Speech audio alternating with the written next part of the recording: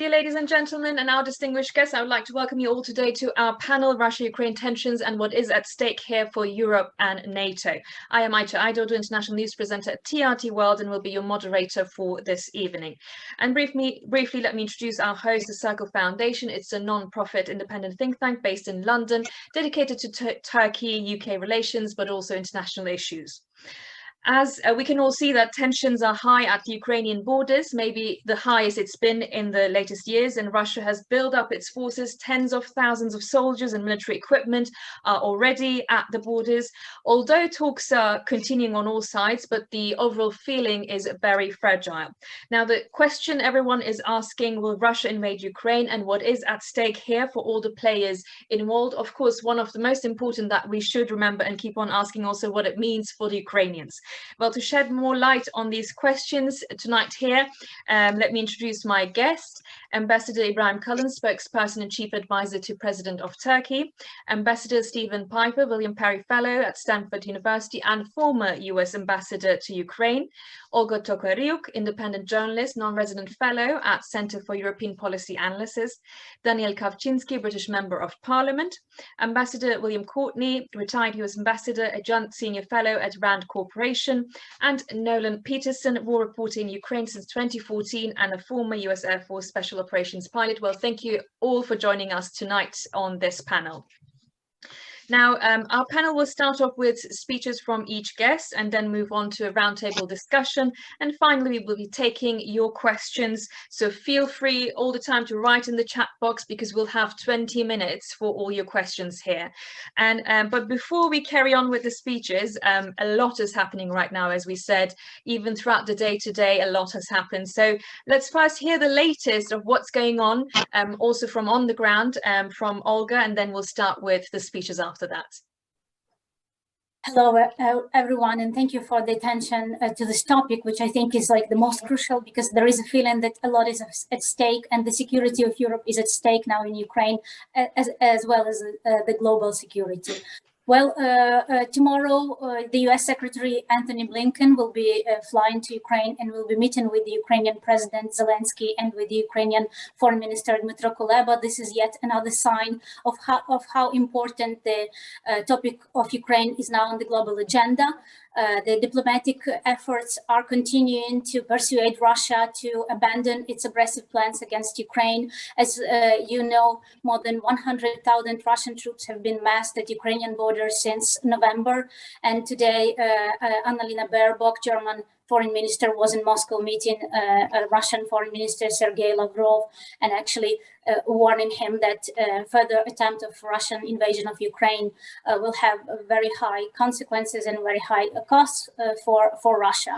However, it is still unclear whether these diplomatic efforts have had any effect on dissuading Russia from taking further aggressive steps. We've seen that as a result of the last week's negotiations and meetings in different formats, in the US-Russia format, in the Russia-NATO format, and in the format of the OSCE, Russia didn't backtrack and didn't downgrade its aggressive rhetoric. It continues to issue threats to Ukraine and to the West, talking that its basically ultimatum to NATO and to the US should be considered, and that it expects written answers. So the situation is very tense. Also here on the ground in Ukraine, Ukrainian people are worried about what's to come. Well, of course, there has been war in Ukraine since 2014. So for 8 years, the war is going on, and people are in a way used to it. Unfortunately, every week there are news of Ukrainian soldiers killed and wounded at the front line.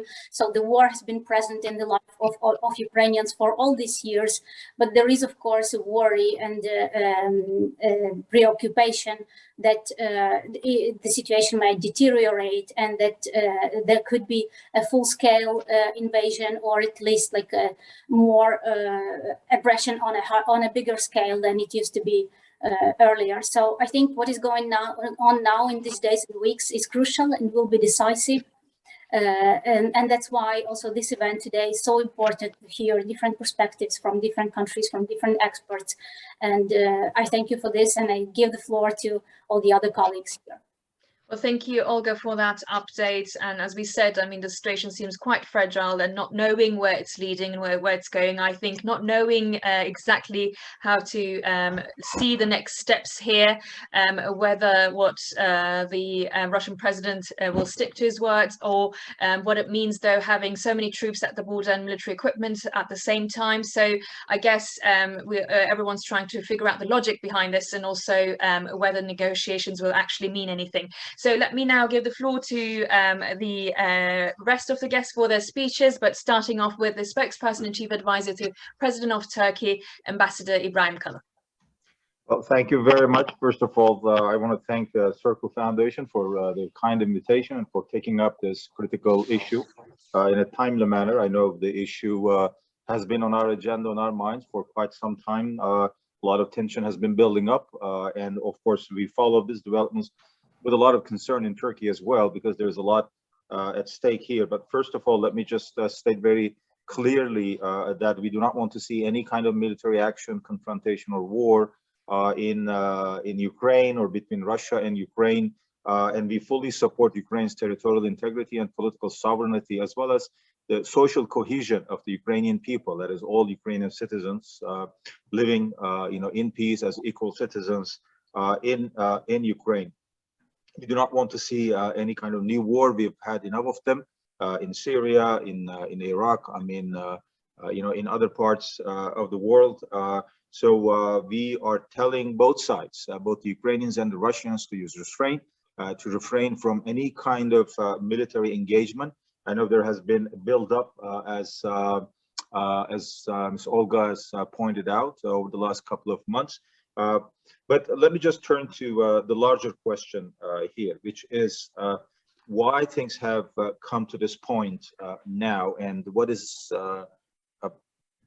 at stake as far as the Russia-NATO line of communication is concerned, or relations between Russia and the Western alliance in general. I think, of course, in one respect, this is about Ukraine, what may or may not happen in Ukraine along the Ukrainian-Russian border. And of course, we have to take Ukraine's security concerns very seriously. And we do not want to see, as I said, any kind of war, military confrontation or action on the ground by Russia or by any other actors there. But on the other hand, if you look at it from another point of view, this is not simply about Ukraine. This is about the larger geopolitical framework in which the last 30 years of geopolitical reality since the end of the Cold War have taken different forms and shapes. In a sense, there is an attempt, at least by the Russian side, to have some kind of a reckoning with the last 30 years, what happened, what changed in terms of geopolitical parameters, and how Russia feels in all of this. Of course, the Ukrainians also have paid a price for this by losing Crimea, the illegal annexation of Crimea, which we all have denounced and not accepted. But there have been a number of other developments in the Caucasus, in Syria, in Iraq, in Libya, in other parts of the world as well. So the question is how far this may go, what kind of demands are out there to redefine or to maintain the geopolitical parameters of the current state of affairs in and around, say, Russia, Ukraine, NATO security perspective. First of all, I think a real, genuine, a comprehensive dialogue between Russia and NATO and the Western alliance in general, in a larger context, I believe is just beginning. We are just at the beginning of a new type of negotiation or conversation, if you like. A serious one, a genuine one, not one between, say, Russia and certain number of countries, but between Russia and the Western allies, particularly, of course, NATO, but also there are other non-NATO members in Europe who are rightly concerned about what's happening there. So I think we are at the very beginning of this new process. So we really have to take kind of a longer view of what may happen, say, this year or the next couple of years. As I said, we all have to do everything we can in our capacity to prevent any kind of war, any kind of military action. But even if we say avoid this for the time being, I think the tensions will remain. Maybe there will be some other types of tensions, threat perceptions, moves on the ground, not necessarily in the form of traditional warfare, but in some other way. So we have to take that into account. Another point I think to remember is that it's really rather counterproductive that this dialogue between Russia and the Western alliance is taking place under the pressure of the Ukrainian issue right now. This should have, of course, started a long time ago. Of course, we know why the dialogue stopped at the NATO-Russia Council. It was because of the annexation of Crimea in 2014. And since then, the Council has not met. I mean, met once or twice in 2016, 17, but very briefly. It did not really produce the kind of deep engagement, comprehensive dialogue that it was designed to continue. So we, I think, have to take this into account and realize that we are all engaged now in this new phase of Russia Western relations. Now, what are the larger geopolitical issues? First of all, I think we all agree that there has been a lack of global equilibrium, geopolitically speaking, over the last 30 years or so. The end of the Cold War was the end of something, but we didn't know whether it was the beginning of a new era, or it was like stopping a war. But then what do you do after you stop the war, after you stop the Cold War? What was instituted in its place has remained a big question, of course, not just, you know, for the sake of theoretical interest, but in terms of conducting international politics. It's been a big issue. The global order has kind of swung between one pole, two poles, multipolar system, the U.S.-Russia rivalry, or now China joining the process, and EU trying to find a geopolitical and strategic position for itself. Yeah, consider all of these things. We can, I think, safely say that the global order, in whatever shape it has taken over the last 30 years, has not produced the kind of geopolitical equilibrium that will bring a degree of stability, predictability, and transparency to what's happening on a global scale. There are, of course, competing security threat perceptions playing out at the moment. If you listen to the Russians, they are concerned that the West is coming at them. NATO or American soldiers are at their door.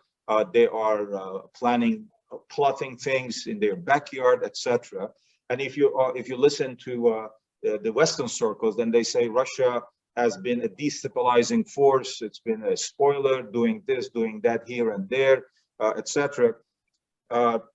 But at the end of the day, what is really coming out of Western capitals about Russia, and what is really coming out of Moscow and other Russian circles about the West, about NATO, etc., I think they've been have been rather unhelpful, counterproductive in terms of continuing this dialogue and coming to terms with the realities on the ground. That is a kind of a global equilibrium where the Western alliance, NATO, Russia, China, and other big players feel safe enough to engage each other without going into war. Number of other elements, of course, have triggered this process. What happened in Georgia, for example, in 2008 and 9, if you remember, if you go back there, there was that Russian reaction at that time too, that the West was moving too much into Russian hinterland.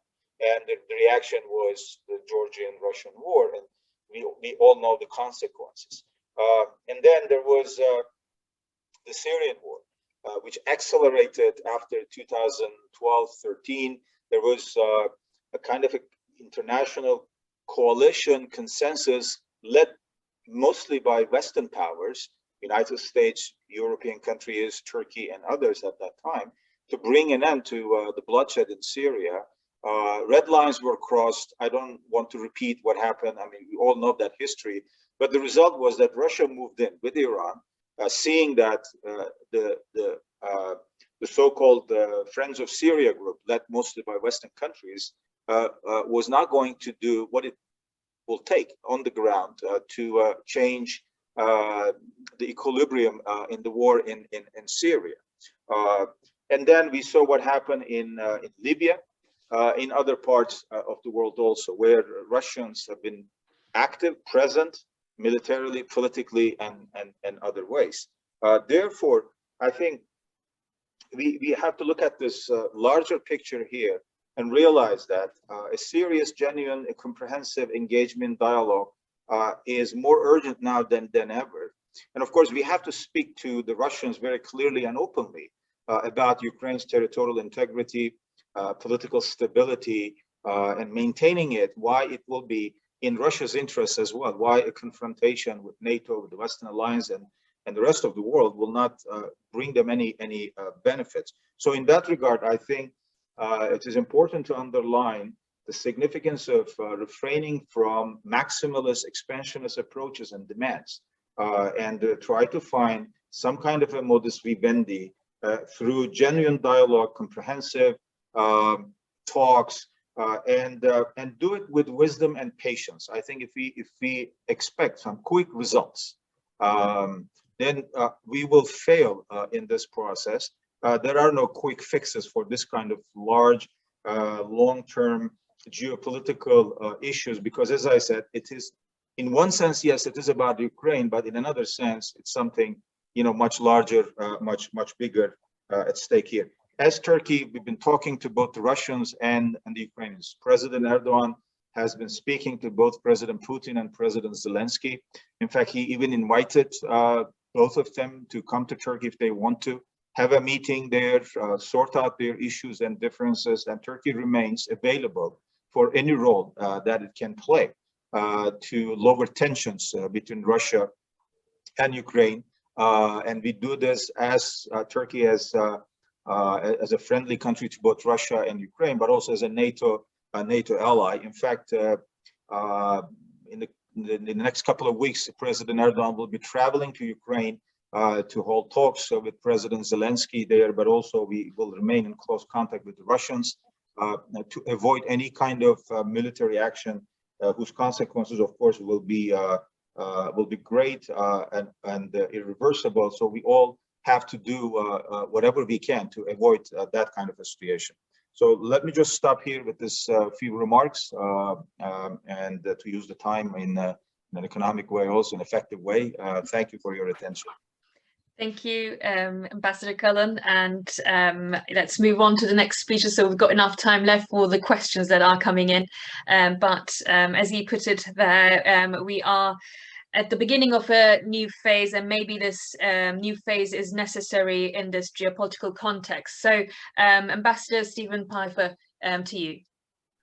Thank you very much. I've been asked to talk about how the Biden administration is approaching this crisis. And I would say that the crisis came at a time beginning in October, November, when you could actually see some small positive steps in U.S.-Russia relations, building on the meeting between Presidents Putin and Biden in Geneva in June. So there was an expansion of diplomatic channels. The strategic stability dialogue was getting assessed by both sides as being constructive. But of course, this crisis now has come to dominate all else in U.S.-Russia relations. And it's also generated a period of very intense transatlantic consultations, the United States with Europe, but also the United States with Ukraine. As was already mentioned, Secretary Blinken is going to Kyiv tomorrow. But what the Biden administration has tried to do is develop an approach which has a mix of deterrence and dissuasion measures combined with dialogue. And on the deterrent side, the administration's outlined really three sets of consequences that would follow were Russia to take military action or a new military action against Ukraine. One would be more punishing sanctions. They have not provided a list, but they do say that these sanctions would be far more punitive than sanctions applied to date. Now, the Russians say they don't care about sanctions, that they have no real effect. I've actually seen, some economists say that, in fact, the impact of the sanctions is costing Russia maybe 0.75% to 1% of its economy, which in an economy that is not growing very much is significant. Moreover, after the December 30 phone conversation between Presidents Biden and Putin, the Kremlin statement said that if there were sanctions, that could lead to a rupture in relations. And that certainly suggests to me that the Russians care about more sanctions. The second set of consequences would be greater Western military assistance to Ukraine. I do not expect American and NATO forces to enter Ukraine to fight for the Ukrainians. President Biden has ruled that out for now. But I do expect that you would see the United States and other NATO states providing assistance in arms to help the Ukrainians defend themselves. U.S. military assistance to Ukraine since 2014 has come to about $2.5 billion. That continues, and there are now some reports that some of that assistance is helping to prepare for guerrilla operations should that become necessary in Ukraine.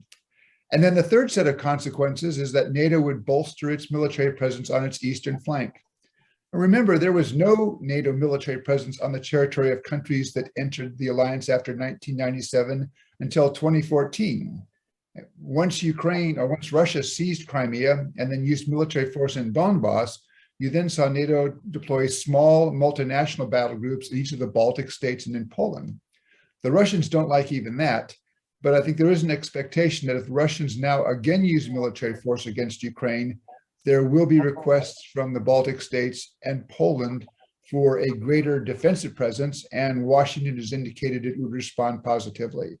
So I think those costs that would be opposed by the West are significant, but the main cost, if there's going to be a Russian military attack, would be imposed by the Ukrainian military. The Ukrainian military is much better than it was in 2014. It has tens of thousands of troops with combat experience. And there are hundreds of thousands of veterans who also had spent time along the line of contact facing off against Russian and Russian proxy forces. Now, at the end of the day, the Russians may prevail, but I think the Russians are going to pay a price if they do.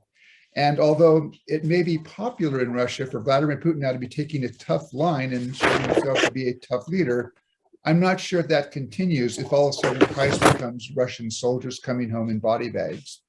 So it seems to me that when I look at these costs, they would outweigh any benefits the Russians might hope to achieve. But let me also say, I have not been the best predictor of the logic that drives Vladimir Putin. So I do not exclude that the Russians will use military force. The Russian military is certainly preparing to conduct major military operations. And the West would be wise to assume the worst and do everything it can now to deter and dissuade the Kremlin from attacking. Now, in parallel, the Biden administration has also tried to pursue this path of diplomacy. You saw 3 engagements last week, U.S.-Russian. There was the NATO-Russia meeting. There was the Organization for Security and Cooperation in Europe meeting. Secretary Blinken now plans to meet with Foreign Minister Lavrov on Friday. So that engagement continues. But I think after last week's discussions, we saw that there were several things NATO is not prepared to agree to. Even though at this point in time, there's no enthusiasm within the alliance for putting Ukraine on a membership track, NATO is not prepared to forswear further enlargement. Moreover, NATO is not prepared to remove forces from the territory of allies that joined the alliance after 1997, and it's not prepared to end all military-to-military contacts with former Soviet states such as Ukraine. Now, some elements in the draft agreements that the Russians proposed in December could provide a basis for discussion and even negotiation, including expanding NATO-Russia contacts, this question of missiles in Europe. I think there's a legitimate Russian concern there, provided the Russians also respond to legitimate Western concerns, and the question maybe of limits on exercise and size and scope. And this could be a basis if there was a readiness in Moscow to address reciprocal Western concerns. And there might even be a room for a broader dialogue on European security architecture, though I would not expect NATO to deviate from some of those points it made last week. The question I think we face now when you look at these documents that the Russians presented back in December was, or is, does the Kremlin intend that those draft agreements are the opening bid in a genuine give and take negotiation in which they would drop their more outlandish demands and also take account of reciprocal Western concerns, or were those documents put forward with the idea that they would be rejected and thereby provide the Kremlin with yet another pretext for military action against Ukraine? And I think the choice now, really, we're looking to see what is the Kremlin going to do. I very much hope that the Kremlin will opt for dialogue, but a number of analysts, and I would put myself in that group, are growing increasingly pessimistic that in fact what the Russians intend is to set the stage for military action against Ukraine. Let me add one note is that the Kremlin has tried to frame this crisis as one between Russia and NATO, and I don't think that's a correct framing. NATO enlargement since 2004, and bear in mind, President Putin actually, when NATO announced the 2002 round of enlargement, expressed no discomfort with that. But since those countries joined the alliance in 2004, only 4 countries have entered the alliance, all in the Balkans: Albania, Croatia, Montenegro, and North Macedonia. None of those countries is within 1,000 miles of Russia. So it's hard to see why this emerges as a NATO-Russia crisis today in 2021, 2022. And I think it's much more a reflection of Russian concerns about Ukraine and the fact that Ukraine is slipping away from Russia. Russia wants Ukraine in a Russian sphere of influence. Russia wants to have outsized influence over what Ukraine's government decides, including both affecting Ukrainian foreign policy, but also to some extent Ukrainian domestic policy.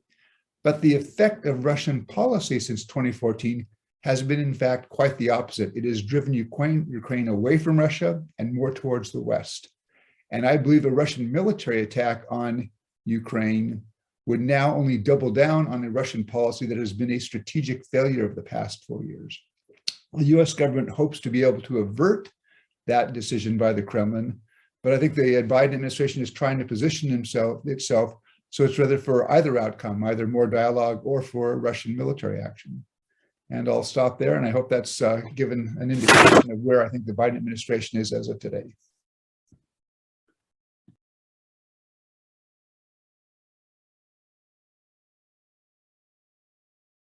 Am I unmuted now? Yes, I was saying thank you very much, Ambassador Pifer, for that, but the questions will be coming anyway, so even if we stop there.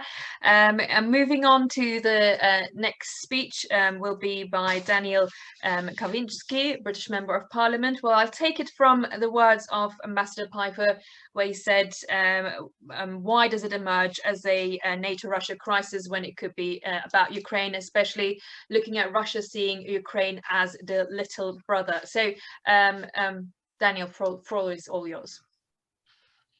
Thank you. Can you hear me? Yes. Okay. In advance of this speech, I looked at the Black Sea, 5,800 kilometers of coastline. Russia has 800 kilometers of coastline, which represents only 13% of the Black Sea. And yet it is trying to turn the Black Sea into sort of Russian lake. I'm very proud of the freedom of navigation exercises that the United Kingdom has started to implement in regards to the Black Sea. And I will be tabling some written parliamentary questions this week about the British moves towards ensuring that there are freedom of navigation exercises and within this jurisdiction. Margaret Thatcher and Ronald Reagan taught us in 1984 that the only way that you can actually deal with the Russians is through a position of strength. NATO for me has always been the most important body that we are members of. I've been the British Member of Parliament for 17 years, and I've never had a single complaint about NATO from my 82,000 constituents. Many complaints about the European Union, but not a single complaint about NATO. And I think that we need to reenact in our generation the concept of what Margaret Thatcher and Ronald Reagan taught us, which is strength of purpose through NATO. That is why I have been speaking recently in the House of Commons about the need to take on these Russian aggression and actually have a strength of purpose through NATO in terms of inviting Ukraine and Georgia to join. Now, there are many conservative MPs who say to me, no, that is a step too far. We cannot invite NATO. We cannot invite Ukraine and Georgia to join. Well, we had the same siren calls in 1999 when Poland and the Czech Republic joined NATO and others. And we had the same siren calls in 2004 when Romania and Bulgaria joined NATO. And yet it did not lead to a World War III, and it did not lead to conflagration within our continent because of those bold and courageous moves that we implemented in 1999 and 2004 in terms of allowing and encouraging European counterparts to join, whether it's Poland, Czech Republic, the Baltic states, Romania, or Bulgaria. So for me, it's always been about NATO, common purpose and strength, sense of purpose through NATO. I want us now, having left the European Union, I've campaigned for Brexit, my constituency voted for Brexit, and I want us now to take this opportunity of having left the European Union to create the strongest possible economic pact with Turkey. Strengthen the concept of NATO within, strengthen the concept of trade and cohesion within NATO, so that we should all be using 5G from the Americans. We should all be making sure that our energy supplies come from fellow NATO partners, and strengthening and galvanizing the whole concept and purpose and objectives and long-term vision and long-term strategy through NATO. As the first ever Polish-born British Member of Parliament, I'm very proud of the lead that Poland has taken through buying liquefied gas, building liquefied gas terminals on the Baltic coast, buying liquefied gas from America, building a pipeline to Norway, a fellow NATO country. So the whole concept has to be, how do we are part of an exclusive club, 30 members, the recent of which has been North Macedonia, the most exclusive, the most powerful military alliance during the course of our lifetimes, and strengthening this body as the optimum body to navigate and lead us through our generation on our continent. I haven't had a single complaint about NATO in my 17 years as a Member of Parliament. I've had many complaints from constituents about the European Union, but never a single problem about NATO. And what I want to say to you is this: the European Union is actually seeking to undermine NATO. They want to create an artificial supranational state with one flag, one foreign policy, one parliament, one EU army, and all the rest of it. And that is the single greatest threat to the cohesion and security of our continent. What we need to do, and this is something that I was talking to the Turkish ambassador this afternoon when I met him, is we need to completely change the narrative and dynamics of how our continent functions. We are now, outside of the European Union, going to engage with our Turkish counterparts, a country that has attempted to join the European Union in 1962 and has been treated in the most appalling way by the European Union over the last 60 years. And we need to now demonstrate to the Turks that we can protect each other through NATO, and we can engage with one another, free trade, free exchange of goods and services, engage with one another, and protect the whole concept of NATO without either of us being subsumed into an artificial supranational state. That is the concept that I want you to understand, because for me, the whole nature of the way that we approach Russia is through cohesion, through strength, through unity of purpose, through a solid common voice. That is what Margaret Thatcher and Ronald Reagan taught us in the mid-1980s. And I'm afraid we are moving away from that because of the divergence of approach between the European Union and NATO.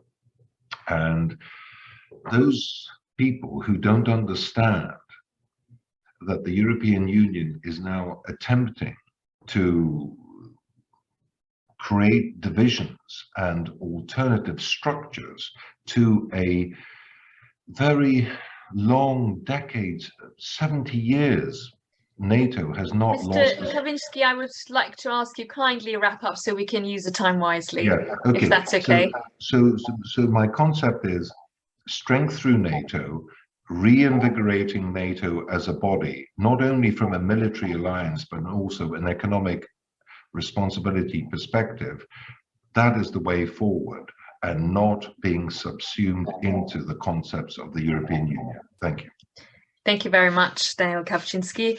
I believe Ambassador Ibrahim Kalin has an engagement after this, and he doesn't have enough time left to actually carry on till the end. So before we hear the next speeches, I guess one question before we send off Ambassador Kalin, so to kindly answer for us. So Ambassador Kalin, you emphasized on Turkey's position that it could play between the two countries and open a dialogue, even maybe meet in Turkey, as Turkey has dialogue with both sides.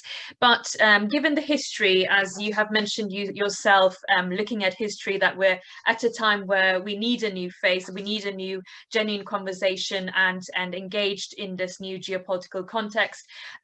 Given the history, though, have we learned lessons? Has Russia learned lessons? Can we trust it? And what is the real red line here? You are on mute. You have to unmute, Ambassador Kalin. Okay, here, yeah, all right. Yes. Well, it's not that easy, of course. I mean, we have had this experience with Russians in Syria, you know, in Crimea, in Libya, a few other places. I mean, our differences of opinion on certain issues are well known. We do not see eye to eye with Russia, for example, over the Assad regime. Or Haftar in Libya, or Crimea and other issues. Nevertheless, we have been able to find a way to manage relations in a constructive way. Our president has been able to develop this relationship with President Putin, where the two leaders discussed these issues very openly and honestly. And our president has raised, for example, the Ukraine issue a number of times, again, in a very clear manner. And of course, we will continue this conversation. So it's not easy. I'm not saying that you can do all this in one meeting or in one series of meetings. That's what I said. I think we are just at the beginning of a new phase of a new set of relations, engagements with Russia. It will take some time. And of course, in the meantime, as I said, I want to underline again that we have to make sure that no Russian military invasion of Ukraine or no political instability coming out of this crisis and creating more problems and costs for Ukraine, because Ukrainians have been paying a lot of price already. They've lost thousands of people in the fightings in Donbass and other places, in Donetsk and Luhansk and other places. We do not want to see a continuation of this.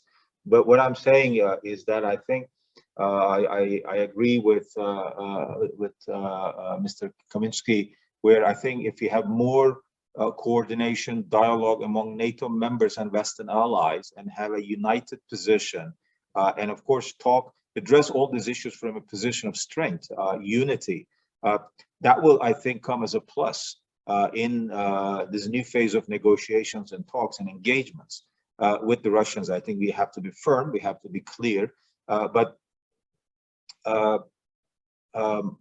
also agree with the analysis of Ambassador Pifer that the Russians probably take the sanctions threats less seriously than some might think.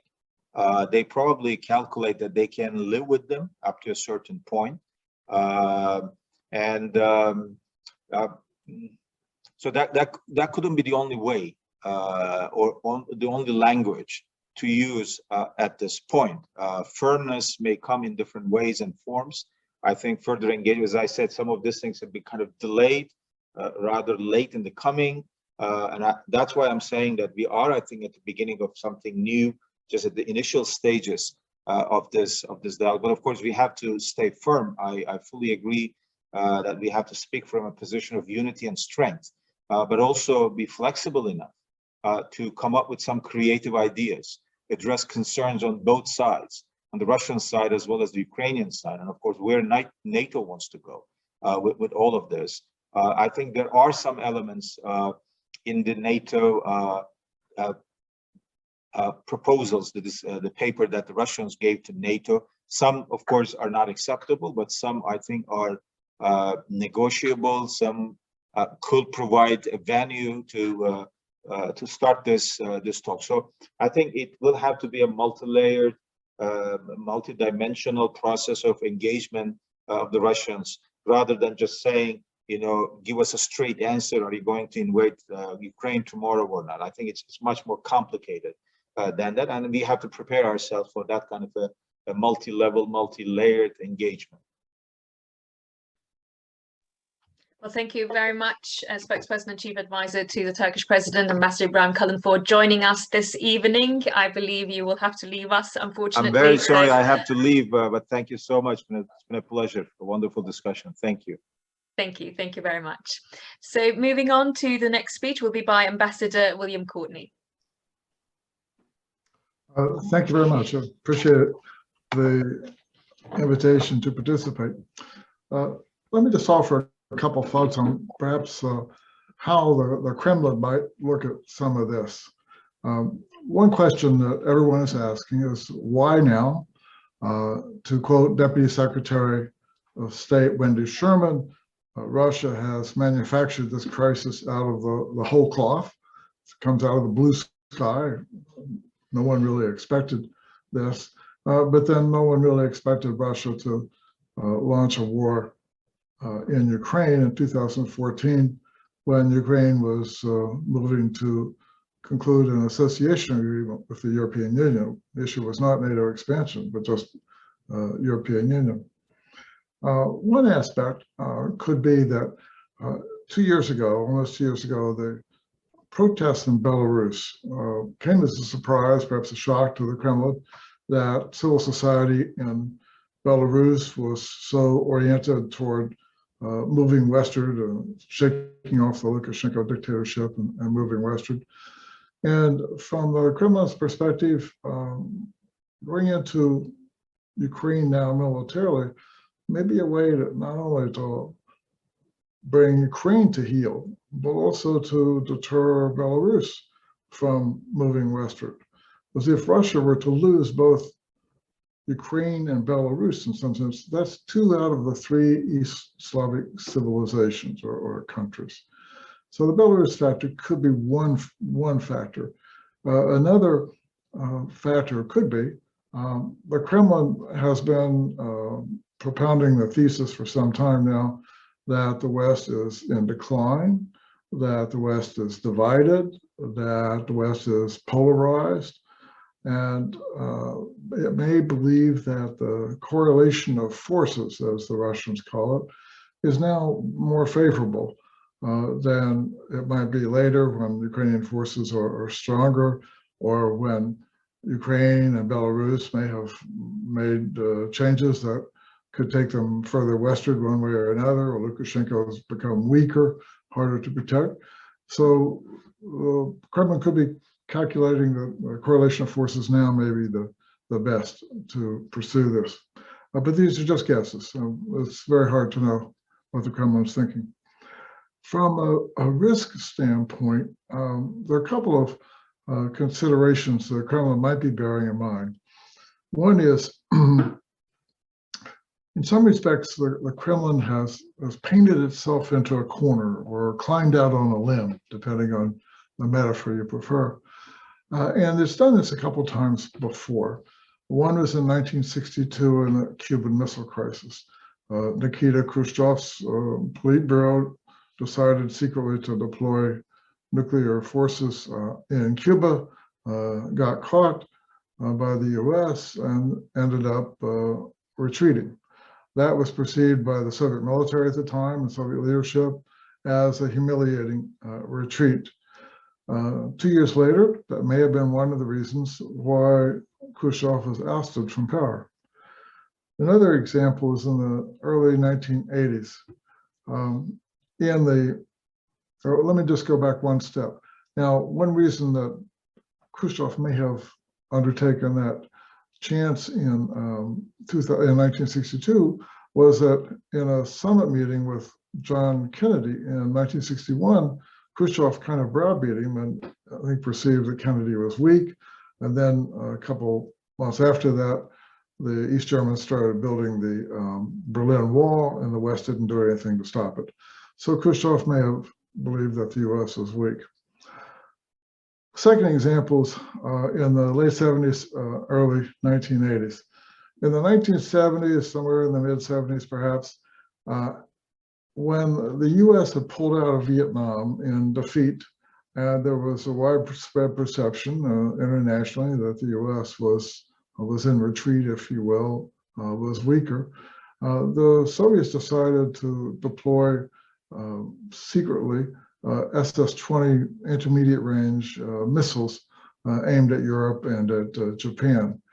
The Soviets apparently thought that it could get Soviet Union could get away with these deployments, and that the Soviet Union could dissuade Europe and the United States from countering those deployments through their own military efforts. When NATO in 1979 decided to counter SS-20s through NATO ground-launched cruise missiles and Pershing II ballistic missiles, the Kremlin went all out in an active measures campaign, somewhat similar to what we've been seeing recently, to scare the West into not deploying its missiles, but the West went ahead and deployed them anyway. Kremlin may have miscalculated the strength of the West. And a couple years after that, the Brezhnev-era Politburo that had made those decisions, thinking it could scare the West, it was out of power. And a liberalizer, Mikhail Gorbachev, came to power, and of course later negotiated a treaty with Ronald Reagan to eliminate those weapons on both sides. So in both cases, the Kremlin miscalculated, underestimated the strength of the West, of the United States, went out on a limb, and ended up having to retreat in both cases. And in both cases, it's possible that those issues affected Khrushchev's ouster of power and the end of the more conservative Brezhnev era type leadership in the Politburo. So the Kremlin might be looking at retreats from situations like this as involving some risks to their own power in Russia. Another aspect of this could be that the Kremlin is thinking about, well, if it does invade Ukraine, what would be the risk calculus there? Well, the Kremlin might have limited objectives, such as creating a land border down to Crimea, including enough land in southern Ukraine to be sure it could take water from the Dnipro River to provide water for Crimea, which is parched. It could be that Russia has a broader objective, hoping to go all the way to the Dnipro River, take half of Ukraine, perhaps even take Kiev, the capital, as well. It may think that that would be able to bring Ukraine's government to heel, that Ukrainians would give up trying to go westward, and that this would send a signal to Belarus that Belarus is not going to be allowed to go westward. So it may see some advantages there. But on the other hand, the West is more unified now than it was in 2014 with regard to sanctions on Russia. And those sanctions could be quite strong, in particular limiting Russian banks from having access to Western financial resources or transactions. that could have a significant impact. As Ambassador Pifer pointed out, there was a decrement to Russia's GDP from the financial sanctions in 2014. That decrement could be bigger now. And this could be sensitive for the Kremlin because since 2014, living standards in Russia have declined. In 2018, when the Kremlin proposed a pension reform, widespread protests broke out all over Russia, and those seemed to surprise or shock the Kremlin. And since then, the Kremlin has accelerated a crackdown, if you will, on civil society. So it might be running a little bit scared about the impact of lower living standards. So greater sanctions could further, probably would further lower living standards in Russia. So that's one risk that Kremlin would have to think about. And then secondly, while Ukraine's army probably cannot defeat or halt Russia's aggression the way it did in 2014 when Ukrainian civilians, especially halted the Russians in the Donbass. If the Ukrainians think they can't defeat Russia, their strategy might be to maximize casualties, because as was pointed out, there is sensitivity coming from the war in Afghanistan in the 1980s to body bags coming back to Russia. So that too could be a sensitivity for the Kremlin. So while the Kremlin may see advantages in invading, from standpoint of its own political support at home with lower living standards, body bags, there could be risks there as well. So all in all, when you look at both the risks of defeat, or not defeat, but withdrawal, if you will, or the risk of invading, the risks in both cases are greater than if Russia had not created this crisis in the first place. Thank you. Thank you very much, Ambassador Courtney. I see that when we're talking about Russia, 5 minutes is never enough for speeches. So I guess one of the things that comes out of it, even if when someone is painting the bigger picture here or possible scenarios, that how unpredictable it all looks.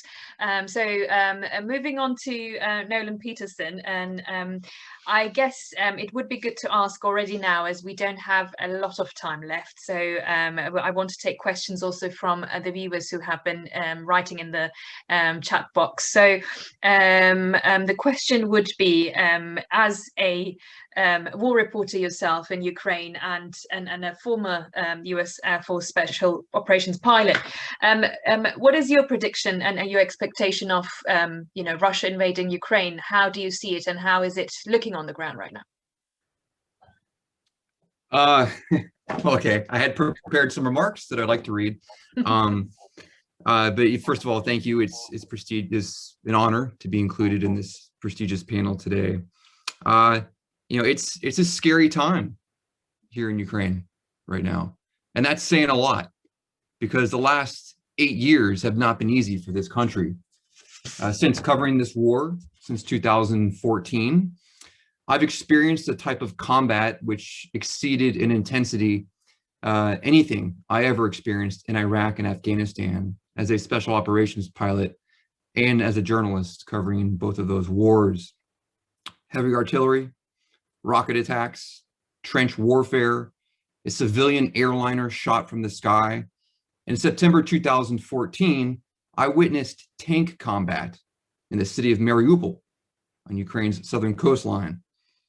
And today, nearly 8 years after the war began in 2014, Ukrainian troops remain in daily combat against a combined force of Russian regulars and local conscripts drawn from the Russian-occupied territories in Ukraine's eastern Donbass region.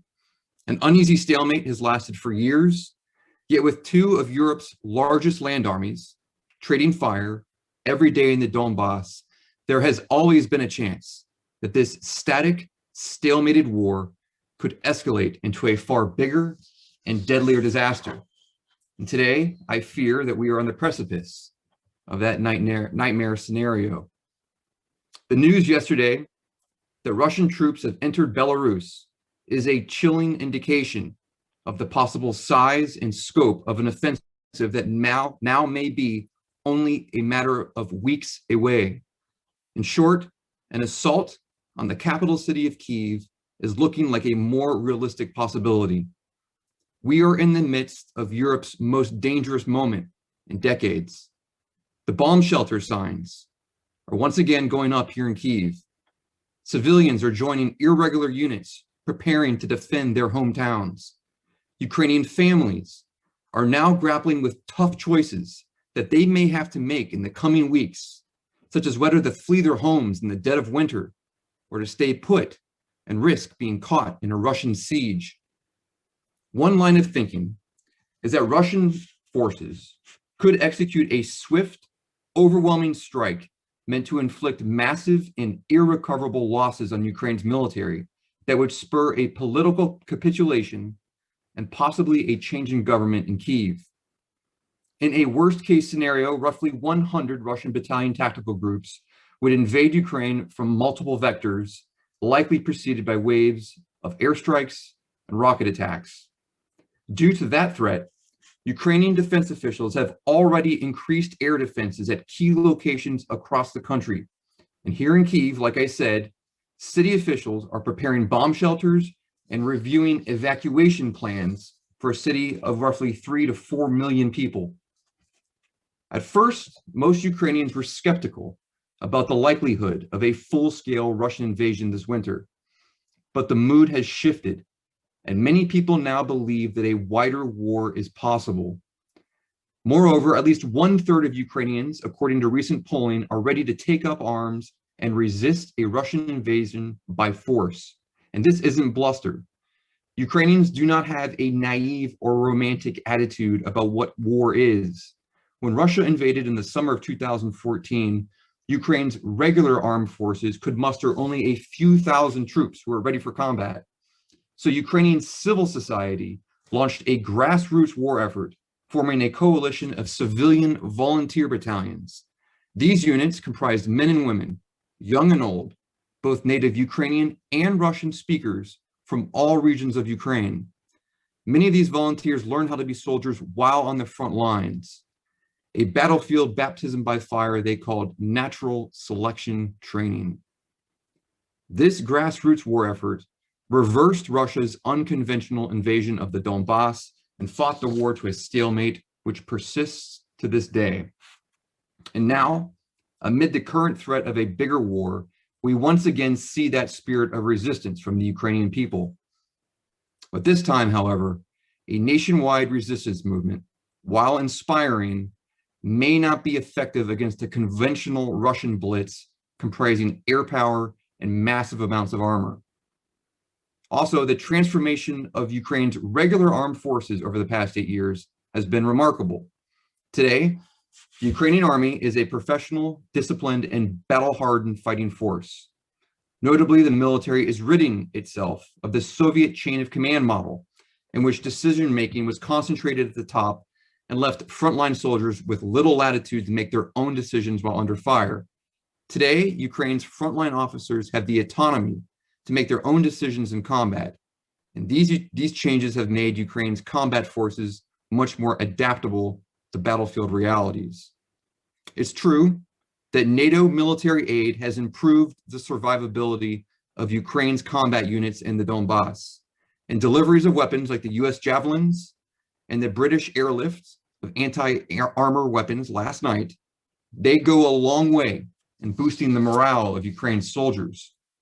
However, apart from that symbolic value, I fear it's already too late for NATO military aid to measurably improve Ukraine's ability to defend itself against a major Russian attack. At this point, NATO and the EU should also consider preemptive deliveries of humanitarian aid to prepare for the possibility of millions of displaced people in the dead of winter, a potential refugee crisis of historic proportions. Ukrainians have the will to fight. They've proven that.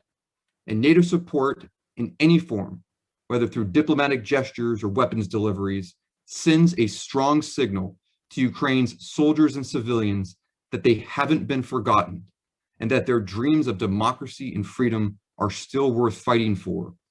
And that's a message the whole world needs to hear.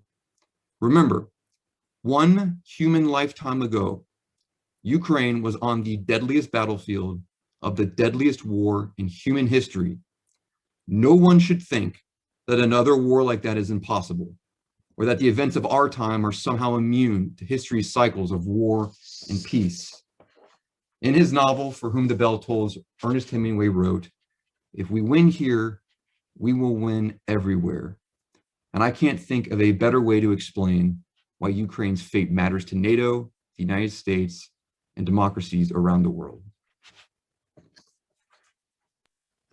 Nolan, thank you very much. That was actually very moving, also coming from, being in Ukraine and listening to someone who's actually there, who's seeing it firsthand and talking to the Ukrainians. And we should always remember that it's the civilians that matter, and that the world has already faced a humanitarian catastrophe and displacements in the last 12 years. And so have we learned anything really looking at that?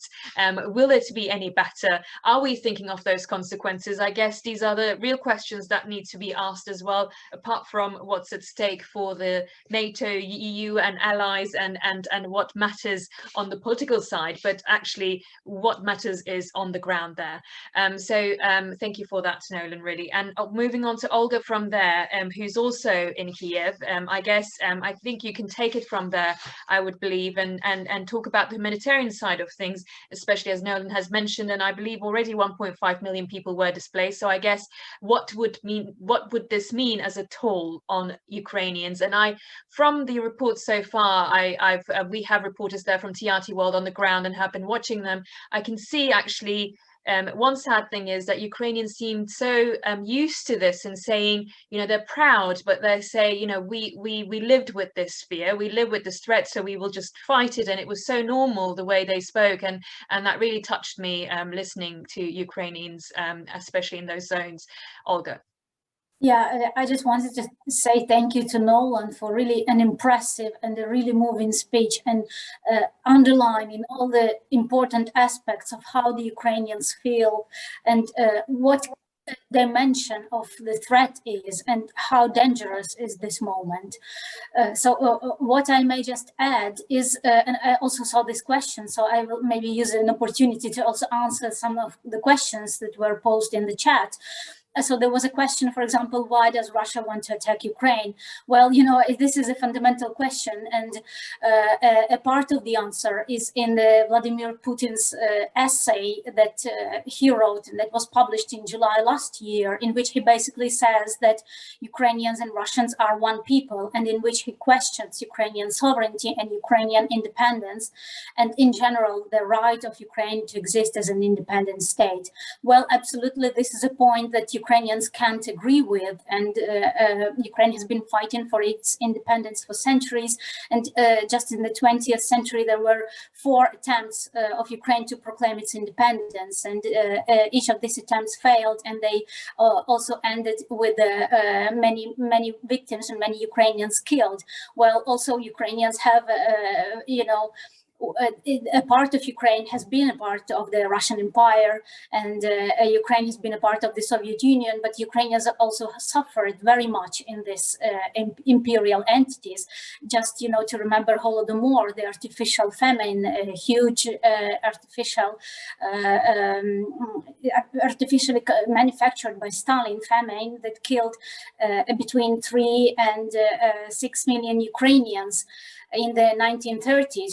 This is a historical trauma that Ukrainians remember, and why it was manufactured, because Ukrainians were resisting the Soviet rule, because Ukrainians are people, they are free spirits, and they are people committed to democracy. In fact, Ukraine has a lot of roots also with Europe.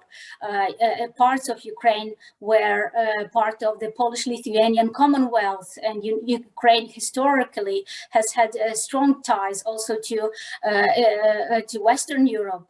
parts of Ukraine, of modern Ukraine, were part of the Austro-Hungarian Empire. You know, Ukrainian culture is deeply rooted in the European culture.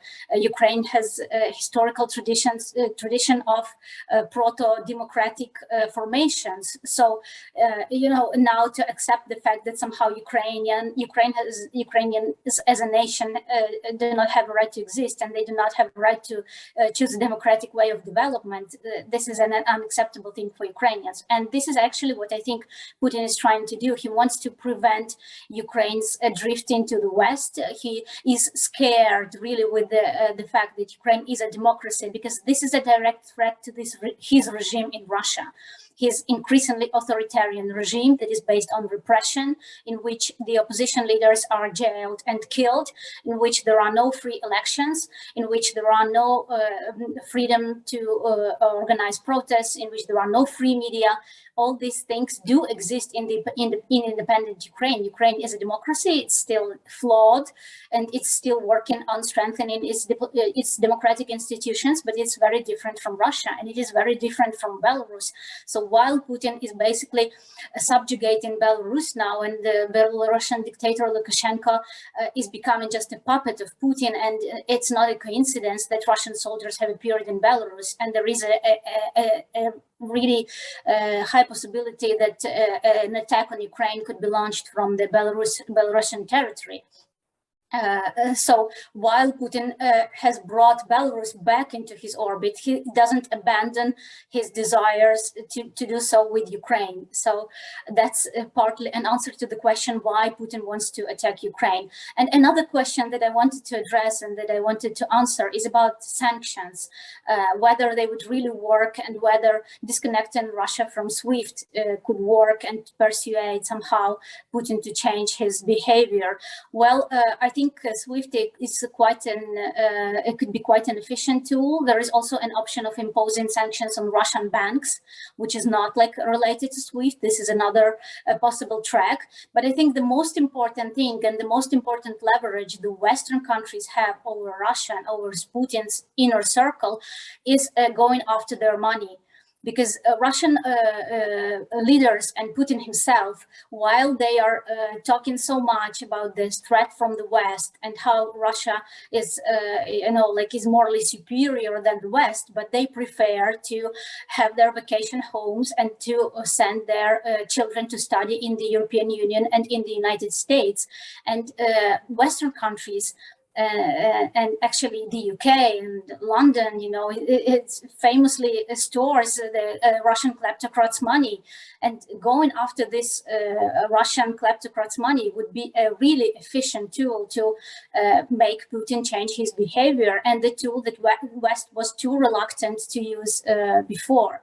So this is just like to answer the questions. And if you have anything else, like any other questions, I will be ready if we still have time for that. Thank you. Thank you, Olga. I believe we don't have much time left, actually. So actually next time, maybe just start off with questions and move on from question to question, because as it's an issue which so many parties are involved and so many questions are raised, and it's a very, of course, day-to-day topic. So I guess there's a lot to ask and we don't have enough time to cover it. But moving on to, I believe Ambassador Pifer also doesn't have much time left. So I guess I will wrap it up in about 5 minutes. So 2 more questions maybe, especially from our viewers who have sent.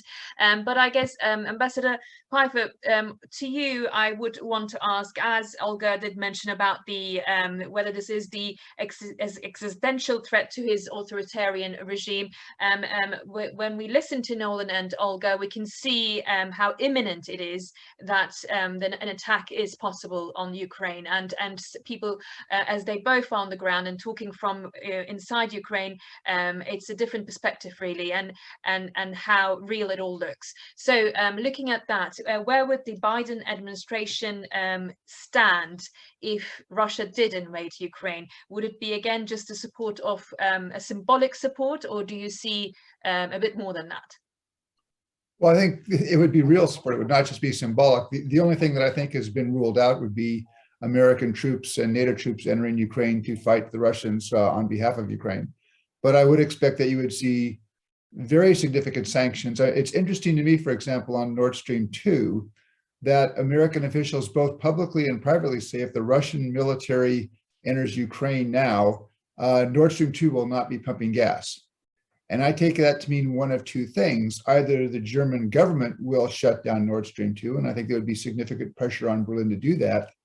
Or if the German government does not shut it down, you would perhaps see a Biden administration that was no longer prepared to waive sanctions against any European company doing business with Nord Stream 2.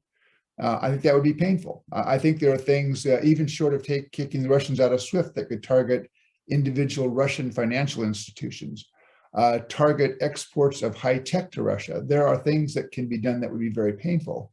But also the Biden administration has been careful not to say it's not just about sanctions.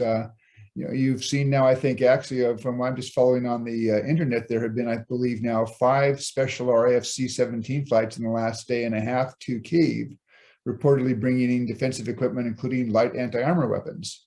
The United States, I believe, is similarly providing assistance to Ukraine. So there's efforts, and what the message of the Russians has been that if you go into Ukraine, those efforts to provide military assistance to Ukraine will only increase. And again, the Russians don't like any NATO presence on their flank, but that's going to go up because countries such as the Baltic states and Poland will be understandably more concerned about Russia if Russia now launches a new attack on Ukraine. So the administration has tried to point out that there are some very significant costs that the West can impose. It's not yet clear, whether that's going to, change the minds in the Kremlin. I think there's still hope that the Kremlin will back down. It may well be that at this point in time, Vladimir Putin has not yet decided what he wants to do. This is somebody who likes to have options. Certainly the Russian military now is creating for him the option for a major military assault on Ukraine. But if he has not yet decided, I think it's important that the West do everything that it can to try to dissuade him from a decision, which I think would be both a tragedy for Ukraine, but I think also would end up being a tragedy for Russia. Thank you very much, Ambassador Pifer. So I'm going to move on a little bit quickly now so we can cover a little bit of questions. I think Daniel apologize, but I have to drop off now for another. Okay. Well, thank you very much for joining the panel. I know it's a long one and we have time differences as well. So thank you. Thank you. So moving on, I believe Daniel Kawczynski, you've had a couple of questions you would like to answer from the chat box you've looked at. I believe the questions our viewers have been sending. So I will also involve in that one. When you heard the gas pipeline issue, you were nodding your head. So I believe that's another question on the European side of things. As someone has already asked, Irene Jarosevich, Germany appears to be the weak link in Western resolve to limit Putin's ambitions. Does Germany not understand, except that Putin's subjugation of Ukraine not only threatens long-term European stability, but also is a strong strike against the rules-based international order? If no, then what does Germany view as reasonable, acceptable solutions to Putin's aggressive ambitions? Yes, well, somebody has said that they don't welcome my political broadcast. An anonymous source. What I would say is this: we need the strongest possible divergence of views when we are up against this extraordinary threat to our continent. And I would only reiterate what I said before, which is namely that there is going to be, within our lifetimes, within our generation, a huge divergence between the attributes and the perspectives of the European Union and those of NATO partners. And there is no greater perception of this than the Nord Stream 2 pipeline. Germany has decided to put at risk our fellow NATO partners in Central and Eastern Europe, Poland, the Baltic states, and more particularly Ukraine and others, in building a direct pipeline to Russia. Germany has given Russia an umbilical cord to the very beating heart of our continent and facilitating the opportunity for Russia to coerce, blackmail, and manipulate the energy market for our continent. That is in stark contrast to Poland and Croatia. I've just done a report here in the House of Commons on the 3 Cs initiative. My office and I have interviewed all 12 ambassadors from the 3 Cs initiative. And we have heard their perspectives and narratives as to what it is like for them to be bordering or close to Russia. I'm very proud of the fact that Poland has invested hundreds of millions of dollars in building a liquefied gas terminal at Świnoujście, which seeks to import liquefied gas from America, a fellow NATO country, and is building a pipeline directly to Norway. Croatia, the other instigator of the 3 Cs initiative, the other co-partner of the leadership of the 3 Cs initiative, has also built a liquefied gas terminal on her coastline in order to import liquefied gas. That is in stark contrast to Germany, that is giving Russia unprecedented access to our continent. Let me finish by saying this. President Trump at a breakfast, former President Trump, at a breakfast meeting with Jens Stoltenberg, and I'd like you to Google the meeting. It's a very interesting meeting, which I have watched many times, said this: you expect us, Americans, to send troops to Central and Eastern Europe to defend and protect these countries, and yet you allow Germany, a NATO country, to completely bypass and ditch that common energy perspective from a NATO perspective to build a pipeline directly to Russia, which impedes and threatens the energy security of our NATO partners in Central and Eastern Europe. This is what our generation is facing. The malevolence of Brussels and the European Union in seeking to undermine the cohesion, union, and strategy of NATO partners. I can't begin to tell you what a battle of wills this is going to be for our continent over the coming decades. And if we push away those 6 countries that are inextricably linked to the common defense of our Europe, that are not members of the European Union, America, Canada, Iceland, Norway, Britain, and Turkey, then you are really starting to create a situation on our continent which is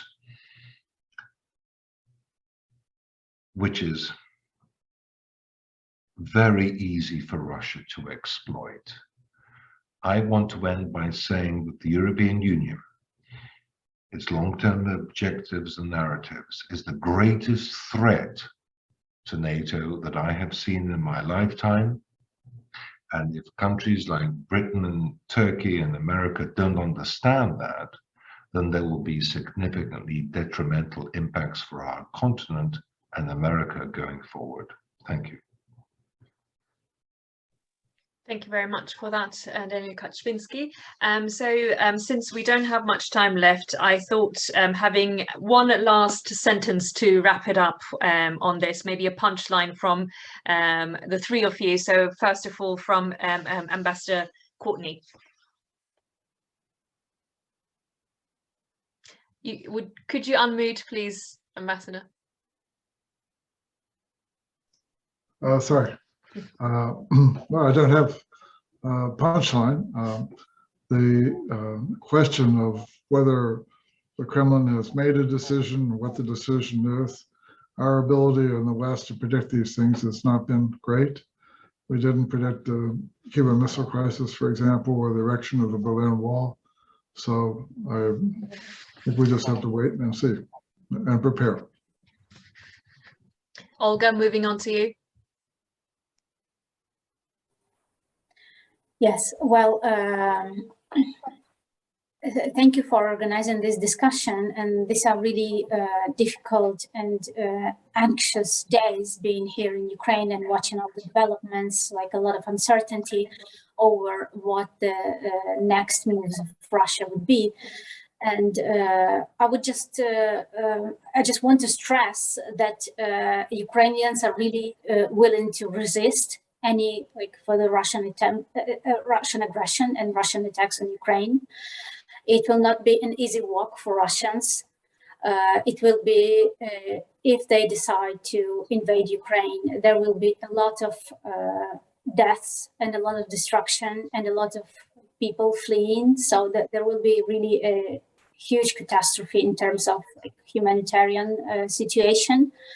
And I think this should be discussed seriously by all parties, by in the West, in the US, in Europe, in other parts of the world. I also think that the possibility that if there is a new Russian attack on Ukraine, that it will not be limited, like the war will not be limited just to Ukraine, is also very real. There is a huge risk that it might spill over Ukraine's western borders, that Russia might also attempt to attack Baltic countries or other countries that are EU and NATO member states, and try in this way to test NATO's willingness to trigger Article 5 and to protect its members. So I think it is now, these days and weeks are crucial, and it's very important that the signals that are sent to Russia by the stakeholders, let's call them like this, because, well, as I said before, West has a lot of leverage over Russia. Go follow the money, the first thing you can do, follow the money and go after oligarchs, go after Russian kleptocrats, go after Putin's money in the West. So I think this is a leverage that hasn't been used, and I hope it will be used more. And also, well, as it was said, there should be no discussion on whether to stop Nord Stream 2 or not. It should be stopped. There shouldn't be a debate on that. So that's my opinion, and I want to conclude with this. Thank you. Thank you very much, Olga Tokaryuk, for those final words. And Nolan, one last from you, maybe, to wrap it up. Yeah, so about 1 month from today will be the 8-year anniversary of the violent end of Ukraine's pro-democratic revolution in 2014, when everyday Ukrainians braved sniper fire for the sake of their democracy, of their future, and a future free of Russian oppression. And 8 years later, they're still fighting for it. And there's still bullet holes on the ground outside the Maidan, where snipers killed unarmed protesters who just wanted to be free and wanted a pro-Western European future. I think it'll be one of the great crimes of our time if the democracies of the world let this invasion happen. Russia has massed nearly 100,000 troops on the border, at least, with many more soldiers streaming in from Russia's eastern military district, from as far away as within 50 miles of North Korea. You now have troops coming. There's videos on social media showing troops loading on the trains. Russian troops moved into Belarus yesterday, like I said. This looks real.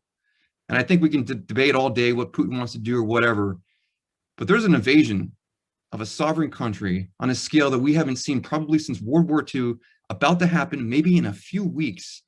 I think the time for talk is done. We need to sanction Russia now. They've got a gun to Ukraine's head.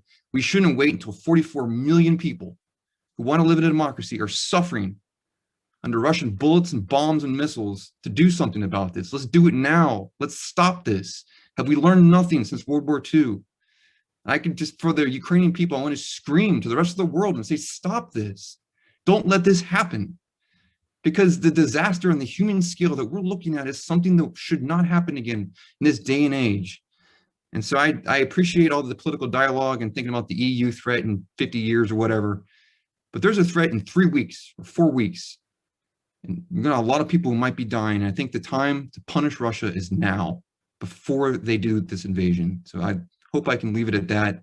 Just remember that there are human beings living here. And this isn't about money and gas pipelines. This is about 44 million people who are about to suffer something that should not exist in 2022. So with that, thank you all for tuning in today. Those are powerful words, Nolan, and really moving speech and from you. And as you said, I hope myself, we, as being a journalist for the last 15 years, and also as I worked in Turkey, watching the Syria developments from day to day, and coming to today, my wish is also that we have learned from history, that we have learned from our lessons, and that there is not another humanitarian catastrophe, as you said, especially during these winter times, and one the world can't afford, one the world can't lean in hand. So I hope that we have learned a lesson, and I will leave on your powerful words there, and to thank everyone for joining us on this panel today. We didn't have enough time because there's so many questions actually that came from the viewers, but I guess maybe we'll have another round of session, because I believe we'll be talking more on this in the coming weeks. So thank you all very much for joining us tonight. Thank you. Right. Thank you. Thank you.